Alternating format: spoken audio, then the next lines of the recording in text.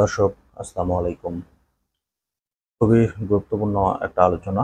আপনারা জানেন যে আমার দেশের সম্পাদক ডক্টর মাহমুদুর রহমান গতকালকে কনক সারোয়ার শোতে বেশ কিছু কথাবার্তা বলেছেন। সেই শোতে তিনি যে কথাগুলো বলেছেন খুব গুরুত্বপূর্ণ কথা বলেছেন এবং বাংলাদেশে আসন্ন নির্বাচন কেন্দ্রিক কিছু কথাবার্তা বলেছেন এবং তিনি সরকার পদ্ধতি কোন ধরনের দেখতে চান সেটাও বলেছেন। তবে সবথেকে আলোচিত বিষয় হচ্ছে যে আগামী নির্বাচনে ক্ষমতায় কে যাবে।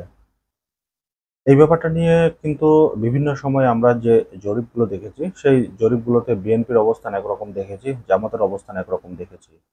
কিন্তু মাহমুদ ভাই যে কথাগুলো বললেন, সেখানে কিন্তু বিএনপি সম্পর্কেই তিনি বেশ আশা পোষণ করেছেন এবং তিনি এটাও বলেছেন যে জামাতে ইসলাম কত আসন পাবে, সেই ব্যাপারটাও তিনি স্পষ্ট বলছেন। আপনারা জানেন যে এই মাহমুদুর রহমান কি পরিমাণ স্ট্রাগল করে গিয়েছিল বিভিন্ন সময়ে এবং হাসিনা সরকারের সময়। শেষমেশ কিন্তু তিনি দেশে থাকতে পারেননি এবং তিনি কোনো অন্যায়ের সাথে কিন্তু আপোস করেননি। তো মাহমুদ ভাই যখন গতকালকে এই টক শোতে কথাবার্তাগুলো বলছেন, তখন হয়তো অনেকেই বলবে যে মাহমুদ ভাই বিএনপির লোক। তো মাহমুদ ভাই একসময় বিএনপির রাজনীতির সাথে জড়িত ছিল। সে বিএনপির জ্বালানি উপদেষ্টা ছিল। কিন্তু তিনি যে কথাগুলো বলেছেন, সেই কথাগুলো কিন্তু অত্যন্ত যুক্তিসঙ্গত কথা বলেছেন। তো এই মুহূর্তে নির্বাচন হলে আসলে ক্ষমতায় বিএনপি যাবে। এটা তাছাড়া অল্টারনেটিভ কোনো কিছু নাই। কারণ বিএনপির অল্টারনেটিভ এখন পর্যন্ত কেউ নাই। যেগুলো রয়েছে বাম দল, এরা হচ্ছে পরগাছা। এবং অল্টারনেটিভ হিসেবে তিনি জামাতে ইসলামের কথা বলেছেন। এবং তিনি বলেছেন যে জামাত এই মুহূর্তে নির্বাচন হলে জামাত ৩০ থেকে ৪০টি আসন পাবে। আমি বিগত সময় বলে এসেছিলাম যে জামাত হয়তো ৫০ থেকে ৬০টি আসন পাবে। তো মাহমুদ ভাই বলছে যে ৩০ থেকে ৪০টি আসন পাবে। কারণ জামাতে ইসলাম এখনো সেরকম সক্ষমতা তৈরি করতে পারেনি। আর জামাত বিভিন্ন সময়ে কারো না কারোর সাথে জোট বেঁধে নির্বাচন করেছিল। তো এবার এককভাবে তারা প্রার্থিতা দিবে। সেই দিক থেকে কিন্তু এই ৫০টা বা ৪০-৫০টা যদি আসন পায়, এটাও জামাতের জন্য বেশ আশানুরূপ বলে আমি মনে করি।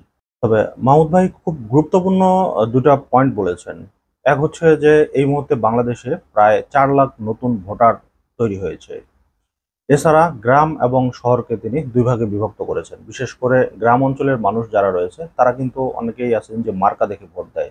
হয়তো সেই জায়গাগুলোতে হচ্ছে বিএনপি একটা ভালো অবস্থান তৈরি করবে। কিন্তু শহর এবং শিক্ষিত সমাজ যারা রয়েছেন তাদের ক্ষেত্রে তিনি কিন্তু ভিন্ন কথা বলছেন। যে তারা বলছে যে এই শহরে এবং বা শিক্ষিত সমাজের যে লোকজন রয়েছে তারা কিন্তু মার্কা দেখে এবার আর ভোট দিবে না, তারা কিন্তু প্রার্থী দেখে ভোট দিবে। হয়তো কোনো প্রার্থীকে ভালো লাগলো না, তাকে কিন্তু ভোট দিবে না। এই জন্য কিন্তু তিনি বলেছেন যে এই ৪ লাখ ভোটার যে কোনো সময়ে অবস্থান পরিবর্তন করে দিতে পারে। এছাড়াও তিনি বিএনপি এবং জামাতের সম্পর্কে বেশ কিছু কথাবার্তা বলছেন এবং বিএনপির, যদিও তিনি একসময় বিএনপি রাজনীতির সাথে জড়িত ছিলেন, কিন্তু এখন তিনি নিরপেক্ষ কথাবার্তাই বলছেন এবং এটাও বলছেন যে বিএনপি যা শুরু করছে তাতে করে আসলে বিএনপির সামলানো সামনে খুব কঠিন হয়ে যাবে। তবে আমি ব্যক্তিগতভাবে মনে করি যে জামাত, বিএনপি বা এনসিপি, এছাড়াও তিনি এনসিপির কথাও বলেছেন। এনসিপি এখন পর্যন্ত যে অবস্থান তৈরি করেছে তাতে করে এনসিপি যে সামনে ক্ষমতায় যেতে পারবে না বা কোনো আসন সেভাবে পাবে না, এটাও কিন্তু তিনি স্পষ্টভাবে বলছেন।